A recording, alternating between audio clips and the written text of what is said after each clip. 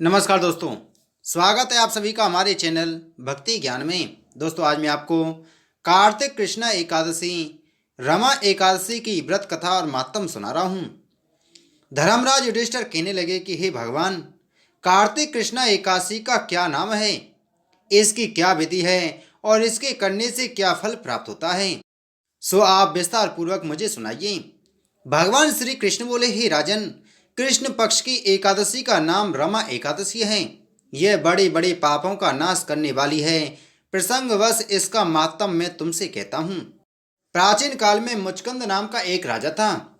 उसकी इंद्र के साथ मित्रता थी और साथ ही यम, कुबेर, वरुण तथा विभीषण के साथ भी मित्रता थी। यह राजा बड़ा धर्मात्मा तथा विष्णु भक्त था, साथ ही न्यायपूर्वक राज्य करता था। उस राजा की एक कन्या थी जिसका नाम चंद्रभागा था। उस कन्या का विवाह चंद्रसेन के पुत्र शोभन के साथ हुआ था। एक समय शोभन अपने ससुर के घर आए और उन्हीं दिनों जल्दी ही पुण्यदायिनी रमा एकादशी भी आने वाली थी। जब व्रत का दिन समीप आ गया तो चंद्रभागा को अत्यंत सोच उत्पन्न हुआ कि मेरे पति बहुत दुर्बल हैं और मेरे पिता की आज्ञा अति कठोर है। दसवीं को राजा ने ढोल बजवाकर सारे राज्य में यह घोषणा करवा दी कि एकादशी को भोजन नहीं करना चाहिए। घोषणा सुनते ही शोभन को अत्यंत चिंता हुई और अपनी पत्नी से बोला कि अब क्या करना चाहिए। मैं तो किसी प्रकार भी भूख सहन नहीं कर सकूंगा। ऐसा उपाय बतलाओ कि जिससे मेरे प्राण बच सकें, अन्यथा मेरे प्राण अवश्य चले जाएंगे। चंद्रभागा कहने लगी कि हे स्वामी, मेरे पिता के राज में एकादशी को कोई भी भोजन नहीं करता। हाथी, घोड़ा, ऊंट, बिल्ली, गौ आदि तृण, अन्न, जल आदि भी ग्रहण नहीं कर सकते। फिर मनुष्य का तो कहना ही क्या है। यदि आप भोजन करना चाहते हैं तो किसी दूसरे स्थान पर चले जाइए, क्योंकि यदि आप यहाँ रहेंगे तो अवश्य ही व्रत करना पड़ेगा। ऐसा सुनकर शोभन कहने लगा कि हे प्रिय, मैं अवश्य व्रत करूंगा, जो भाग्य में होगा वह देखा जाएगा। ऐसा विचार कर उसने व्रत किया और वह भूख व प्यास से अत्यंत पीड़ित होने लगा। जब सूर्य नारायण अस्त हो गए और रात्रि को जागरण का समय आया, जो वैष्णव को अत्यंत हर्ष देने वाला था, परंतु शोभन को अत्यंत दुखदायी हुआ। प्रातःकाल होते शोभन के प्राण निकल गए।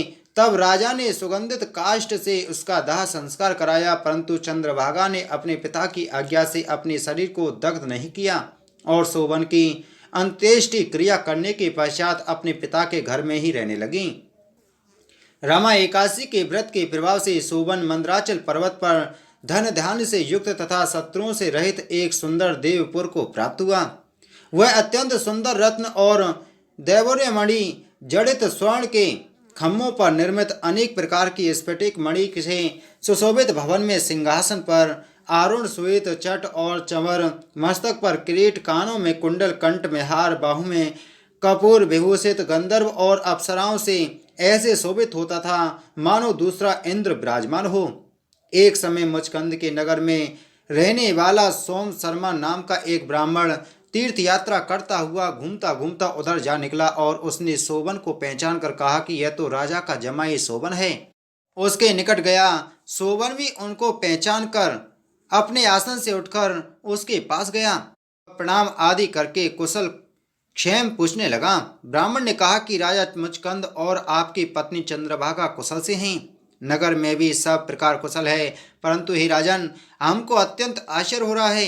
अपना वृतांत कहिए कि ऐसा सुंदर नगर जो ना किसी ने देखा ना सुना, आपको किस प्रकार प्राप्त हुआ। तब शोभन बोला कि कार्तिक कृष्णा रमा एकादशी का व्रत करने से मुझे यह नगर प्राप्त हुआ, परंतु यह अस्थिर है।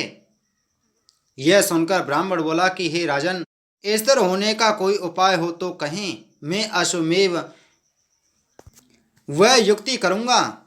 मेरी इस बात को आप मिथ्या ना समझें। शोभन कहने लगा कि मैंने इस व्रत को श्रद्धा रहित होकर किया है, अतः यह सब कुछ अस्थिर है। यदि आप मुचकुंद की कन्या चंद्रभागा को यह सब वृतांत कहें तो यह स्थिर हो जाएगा।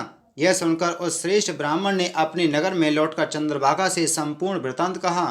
ब्राह्मण के वचन सुनकर चंद्रभागा बड़ी प्रसन्नता पूर्वक ब्राह्मण से बोली कि हे ब्राह्मण, यह सब बातें आपने प्रत्यक्ष में देखी हैं या स्वप्न की कह रहे हैं। ब्राह्मण कहने लगा कि हे पुत्री, मैंने महावन में तुम्हारे पति को प्रत्यक्ष देखा है। साथ ही किसी से विजय न हो, ऐसा देवताओं के नगर के समान उसका नगर भी देखा है। उन्होंने यह भी कहा है कि यह स्थिर नहीं है, जिस प्रकार यह स्थिर रह सके सो उपाय करना चाहिए। चंद्रभागा कहने लगी, हे विप्र, तुम मुझको वहां पर ले चलो। पतिदेव के दर्शन की मेरी तीव्र लालसा है। मैं अपने किए पुण्य से उस नगर को स्थिर बना दूंगी। आप ऐसा कार्य कीजिए जिससे उनका हमारा संयोग हो, क्योंकि वियोगी को मिला देना महान पुण्य है। सोम शर्मा यह बात सुनकर चंद्रभागा को साथ लेकर मंदराल पर्वत के समीप वामदेव ऋषि के आश्रम में गया। वामदेव ऋषि ने उनकी बात सुनकर वेद मंत्रों से उज्जवल तिलक द्वारा चंद्रभागा का अभिषेक किया। तब ऋषि मंत्र के प्रभाव और एकादशी के व्रत से चंद्रभागा का शरीर दिव्य हो गया और वह अत्यंत प्रसन्नता के साथ अपने पति के निकट गई। अपनी प्रिय पत्नी को आते देखकर शोभन अत्यंत प्रसन्न हुआ और उसको बुलाकर अपनी बाएं तरफ बिठाया। चंद्रभागा कहने लगी कि प्राणनाथ, आप मेरे पुण्य को सुनिए। अपने पिता के घर में जब मैं 8 वर्ष की थी, तब से विधि पूर्वक एकादशी के व्रत को श्रद्धा पूर्वक करती आ रही हूँ। इस पुण्य के प्रताप से आपका यह नगर स्थिर हो जाएगा तथा समस्त कर्मों से युक्त होकर प्रलय के अंत तक रहेगा। इसके पश्चात चंद्रभागा दिव्य रूप धारण कर तथा दिव्य आभूषणों व वस्त्रों से सुसज्जित होकर अपने पति के साथ रहने लगी। शोभन भी आनंद से रहने लगा। हे राजन, यह मैंने रमा एकादशी का महत्तम कहा है। जो मनुष्य इस व्रत को करते हैं उनके ब्रह्म हत्या आदि समस्त पाप नष्ट हो जाते हैं। कृष्ण पक्ष और शुक्ल पक्ष दोनों एकादशी समान हैं, इनमें कोई भेदभाव नहीं है। दोनों समान फलदायी हैं। जो मनुष्य इस महत्तम को पढ़ते अथवा सुनते हैं उनके समस्त पाप दूर होकर विष्णु लोक को प्राप्त होते हैं। बोलो विष्णु भगवान की जय। बोलो एकादशी महत्तम की जय।